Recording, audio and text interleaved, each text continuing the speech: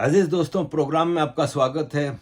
अजीज़ दोस्तों, मेरी एक बहन है अमेरिका में, फ्लोरिडा में। ये आज से 2 साल पहले इंडिया गई थी। तो इन्होंने कहा कि वो महाकालेश्वर उज्जैन के दर्शन पे गई थी और मेरे लिए वहाँ से कुछ चीज़ें भी भेजी थी। तो मुझे उस वक्त से ख्वाहिश थी कि मैं उज्जैन जाऊँ। अच्छा, पहले कई साल से मेरी ख्वाहिश थी कि सोमनाथ जाऊं, तो मैं महादेव से यही मेरी विनती होती थी कि मुझे इसका मौका मिले, और महादेव ने मुझे मौका दिया और 2 साल पहले मैं सोमनाथ के दर्शन पे जा सका था। अब इस बार मेरी विश लिस्ट काफ़ी लंबी थी, उसमें उज्जैन महाकाल भी था। इसके लिए स्पेशली मैं कुछ दोस्तों ने मेरी सहायता की, तो मैं मध्य प्रदेश गया और इंदौर में जाके होटल में ठहरा। और मेरा प्लान था कि मैं महाकालेश्वर और ओमकारेश्वर का भी दर्शन करूंगा। लेकिन कुछ ऐसा कोइंसिडेंस हुआ कि मैं 29 दिसंबर को इंदौर पहुंचा और रात को। अच्छा, 30 दिसंबर को मेरी प्रेस कॉन्फ्रेंस थी और इंदौर के हवाले से कुछ मुलाकातें थीं। 31 दिसंबर को मैंने सोचा कि मैं ओमकारेश्वर पहले हो आऊँ। तो मुझे मेरे जो होस्ट थे उन्होंने कहा कि आज 31 दिसंबर है और वहाँ पे ओमकारेश्वर में नर्मदा नदी का पानी इतना अच्छा होता है, इतना साफ होता है और थोड़ा गर्म होता है। तो लोग वहाँ पे 31 दिसंबर की छुट्टियाँ हैं, तो काफ़ी फैमिलीज़ वहाँ पे चली गई हैं। तो वहाँ पे रश बहुत होगा और वहाँ पे आज जाना मुनासिब नहीं। फर्स्ट को यानी कल चलेंगे। अच्छा, फर्स्ट का मेरा प्रोग्राम था महाकालेश्वर का। तो फिर भी मैंने कहा चलें ठीक है, क्योंकि आप लोकल नहीं होते तो आप अपने दोस्तों की एडवाइस पे चलते हैं। नेक्स्ट डे 1 जनवरी को अगेन यही बात आ गई कि जी 1 जनवरी है, हर तरफ ट्रैफिक ही ट्रैफिक है, तो ना तो ओमकारेश्वर हो सकता है ना महाकालेश्वर हो सकता है। तो आज भी तो मैं उधर ही होटल में ही बैठा रहा। और ये है कि मैं यही सोच रहा था कि अब महादेव की मर्जी होगी तो जा सकेंगे। अब मेरे पास खाली 2 तारीख बची थी, क्योंकि 3 तारीख को तो शाम को 5-6 बजे मेरी फ्लाइट थी। तो मैं सोच रहा था कि मेन तो मेरा महाकालेश्वर है, तो कल फिर 2 तारीख को महाकालेश्वर करेंगे। अच्छा, हमारा प्लान था कि 2 तारीख को सुबह 8 बजे निकलेंगे। और लेकिन अचानक वही पहली की रात को लेट नाइट मुझे मेरे दोस्त का फ़ोन आ गया कि भाई वो अमित शाह जी ने नया एक कानून निकाला है हिट एंड रन के लिए, जो ट्रक ड्राइवर्स के लिए, कि जिसमें जो ट्रक ड्राइवर से एक्सीडेंट होगा वो खुद ही उसको हॉस्पिटल पहुंचाएगा और ये और वो। उसके लिए पूरे महाराष्ट्र मध्य प्रदेश में ट्रक ड्राइवर्स ने तो उसके लिए पूरे महाराष्ट्र मध्य प्रदेश में ट्रक ड्राइवर्स ने आंदोलन किया है और सारे सड़कों ब्लॉक हैं, पेट्रोल पंप पे पेट्रोल नहीं है, तो आज तो जा नहीं सकते। और मैंने पूरा दिन काफ़ी दोस्तों को फ़ोन किया, सबकी यही राय थी कि मुमकिन ही नहीं है।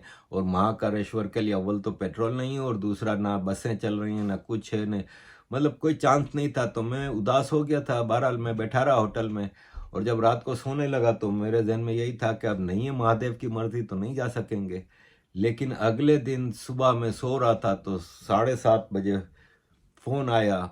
मेरे मित्र हैं ईश्वर जमनानी जी, जो कि 47 में पाकिस्तान में सिंध से माइग्रेट करके आए थे और वो उधर ही इंदौर में रहते थे। काफ़ी पुरअसर शख्सियत है उनकी, मुझे उन्होंने काफ़ी मान सम्मान दिया था। 2-3 दिन उनसे मुलाकातें होती रहीं। तो उन्होंने फिर मुझे फ़ोन किया कि जाना है महाकाल। मैंने कहा कहाँ जाना है बता, आज तो मेरी फ्लाइट है दिल्ली की। तो बोले तो वापस आ जाएंगे फ्लाइट तक, चलें तैयार हो जाएं। तो मैंने कहा महादेव ने बुलाया है तो फिर ये कि चलते हैं।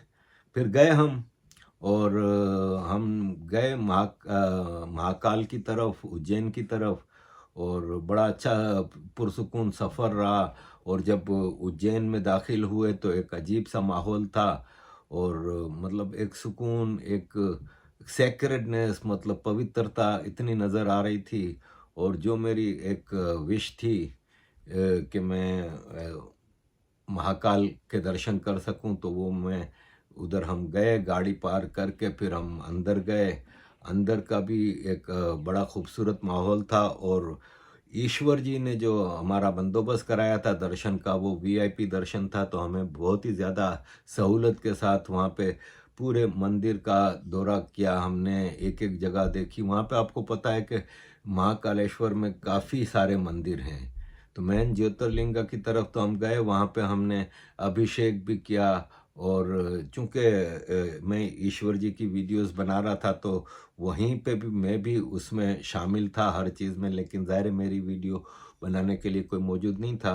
तो इस तरह वहाँ पे हमने सारे प्रोसीजर को पूरा किया, जितना भी वहाँ पे जो हमें, मतलब मैं बता नहीं सकता कि कितने मान सम्मान की बात है कि जब लोग मुझे कहते हैं कि यार तू तो ये वो।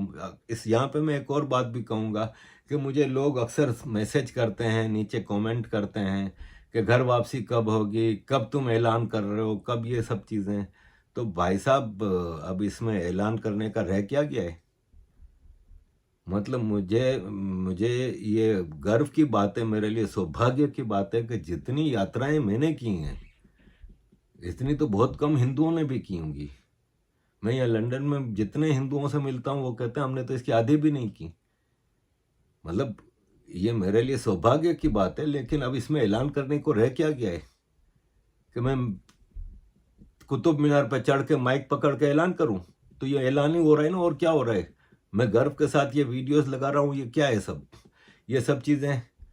तो भाई साहब, अब इसको आप, अच्छा अक्सर लोग कहते हैं नाम चेंज कर लो, ये कर लो, वो कर लो। इन चीज़ों की अहमियत है? मतलब आपके अपने भारत में कितने हिंदू हैं जो एंटी हिंदू चीज़ें कर रहे हैं, लेकिन हैं हिंदू। तो फिर भाई साहब, कम से कम मुझे, मेरे हिसाब से जो मैं कर रहा हूँ, जो मेरा बिलीफ है, जो मैं, मुझे राम जी बुलाते हैं, मुझे कृष्ण जी बुलाते हैं, मुझे महादेव बुलाते हैं, तो मैं इससे ज़्यादा अब आपको क्या सबूत चाहिए भाई? मैं 2 बार मथुरा जा चुका हूँ, मैं 2 बार अयोध्या जा चुका हूँ, बनारस, द्वारका, महाकाल, नागेश्वर, मतलब यू नेम इट। फिर हरिद्वार, ऋषिकेश, नर्मदा आरती, सब चीज़ें तो की हैं। सिद्धि विनायक गणेश जी के मुझे मौका मिला करने को दर्शन, तो ये सब चीज़ें आपके सामने हैं। इसके बाद भी अगर आपको कोई शक है, तो फिर भाई मैं आपको खुश करने के लिए मैं उनको कह रहा हूँ जो एतराज़ कर रहे हैं, कि मैं उनको खुश करने के लिए ये सब चीज़ें नहीं करता हूँ, ये मैं अपने मन की शांति के लिए करता हूँ। महाकालेश्वर का हमारा ज़बरदस्त एक प्रोग्राम रहा, हमने बहुत ज़बरदस्त वहाँ पे दर्शन किए, छोटे छोटे कई मंदिरों में गए, जहाँ पे गणेश जी की भी मूर्तियाँ थीं, जहाँ पे माता जी की मूर्तियाँ थीं, जहाँ पे बहुत कुछ था। और पूरे दर्शन करने के बाद हम फिर गए मंगल मंदिर की तरफ। और मंगल मंदिर में वहाँ पे ईश्वर जी के जानने वाले पुजारी थे, हमने वो पूरा माहौल देखा, और फिर उन्होंने हमें कुछ चीज़ें भी बताईं। अरे ठीक है, बोलिए। मंगल इम्पोर्टेंट क्यों है? नवग्रह में मंगल ग्रह का जन्म स्थान है, पृथ्वी का नाभि स्थल है। जिस जातक की कुंडली में मंगल का दोष, मांगलिक दोष होता है, उसके दोष के निवारण करने यहाँ पर देश विदेश से आमजन आते हैं, और अपने मंगल दोष का निवारण करने के लिए दही भात का विशेष पूजन होता है ना। इस प्रकार से ये मंगल के 21 विभाग है। जिस प्रकार ऋण मुक्ति, धन प्राप्ति, उच्च पद प्राप्ति के लिए, संतान प्राप्ति के लिए, विवाह में किसी को विलम्ब होता है उसके लिए यहाँ पर विशेष रूप से पूजन किया जाता है। मंगल के अंगारक स्वरूप में है। मंगल को शांत करने के लिए दही भात का लेपन किया जाता है, उससे मंगल को शीतलता मिलती है और अपना मन चाहा फल प्रदान होता है, और अपने मंगल दोष का निवारण होता है ना। जय श्री राम।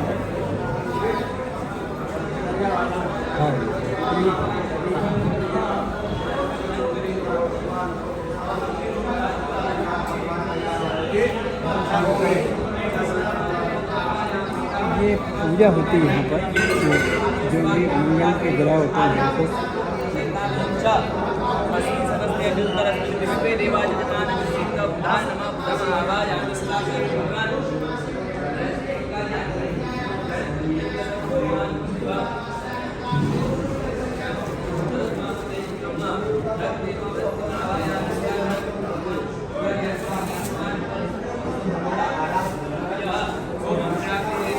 और अजीज़ दोस्तों, इस तरह मंगल मंदिर का भी हमने दर्शन करने के बाद आगे हमें काल भैरव भी जाना था। तो काल भैरव में हमें ईश्वर जी ने वीआईपी दर्शन का नहीं रखा था, तो हमें बाकायदा लाइन में लग के जाना पड़ा। तो हम बहुत लंबी लाइन थी और बहुत ही ज़्यादा रश था, लेकिन हम उसमें गए और काल भैरव मंदिर के अंदर भी हमने पूरी तफसील के साथ सारे दर्शन किए, सारी चीज़ें की और वहाँ के प्रसाद, वहाँ की हर चीज़ हमें बहुत ही आनंद के साथ हमने अपने इन सारी चीज़ों को कंप्लीट किया। और मैं महादेव का मशकूर हूँ कि मुझे महादेव ने ये सौभाग्य दिया कि मैं इस बार बनारस, नागेश्वर, महाकाल, ओमकारेश्वर मेरा रह गया है। तो अभी नेक्स्ट टाइम के लिए भी काफ़ी चीज़ें हैं जो करनी हैं। तो अज़ीज़ दोस्तों, ये सारा मेरा उज्जैन का आपके साथ मैं शेयर कर रहा हूँ अपना experience. And thank you very much अज़ीज़ दोस्तों for all your support. Kindly keep support.